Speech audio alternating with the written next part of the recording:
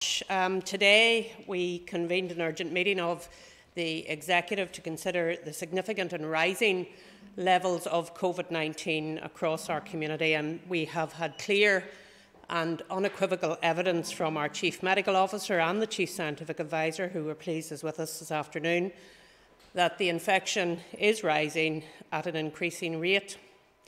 In this last 48 hours, nearly 400 new cases have been reported, and we are seeing substantial increases across large parts of the province now, in Armagh City, Banbridge and Craigavon, the North West, Newry, Mourne and Down and Belfast, and we are now dealing with outbreaks in every county. And while there is some variance in the levels of infection across areas, it is clear that without the right action, right now, there is a real risk of a continued and increasing spread.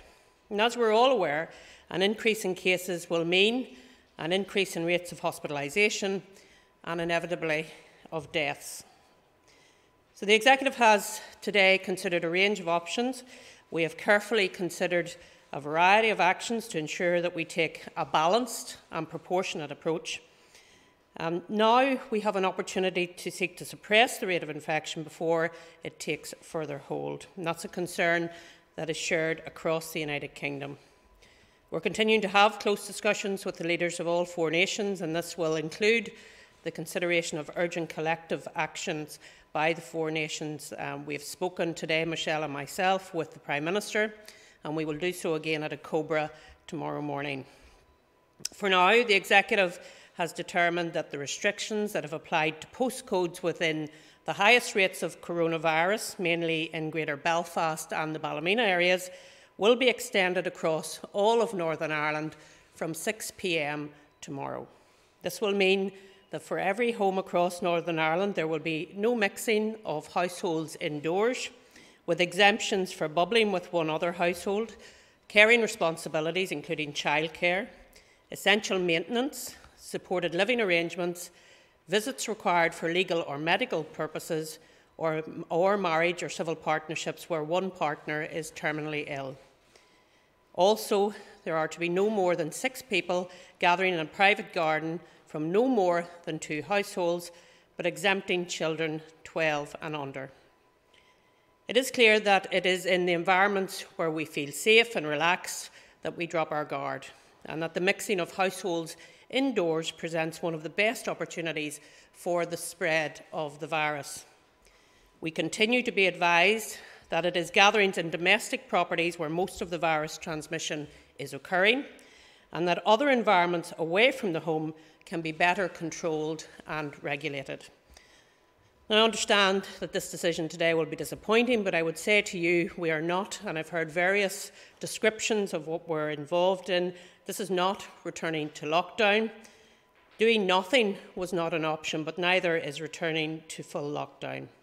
These are limited restrictions which I hope, by acting upon at this early stage, mean we can prevent the need for more draconian measures. Acting early can provide the greatest protection for our economy in the medium term too.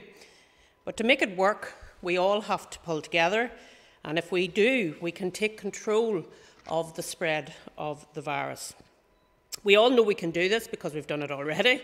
By strong collective action, we were able to flatten the curve of this virus earlier in the year. And we're now in a much better place than we were back then. We know more about how the virus operates, we have better treatments to deal with it, and our test, track and trace system can tell us where it is and how it is spreading. So we are living through challenging times, and I know that there have been much heartbreak and sadness for many, and I want to take a moment now to remember and reflect on those who have lost loved ones, and indeed offer my sincere sympathies. I also want to say thank you to our health and care workers for your continued service. We still have a long road to go with this virus, but we are up for the challenge. It will take a lot of self-discipline and, of course, compassion for those who are most vulnerable to the virus. I'm sad to say, however, that these words do not apply to those who have lost the run of themselves a little bit, whether they ran onto the pitch at a GAA match, partied in bars afterwards, swarmed the streets of Belfast Holy Lands, or indeed crowded into house parties. That kind of behaviour just isn't a risk to those present, but of course for everyone they subsequently come into contact with. It's a risk to your family, it's a risk to your friends and your neighbours, to your colleagues and indeed to your customers.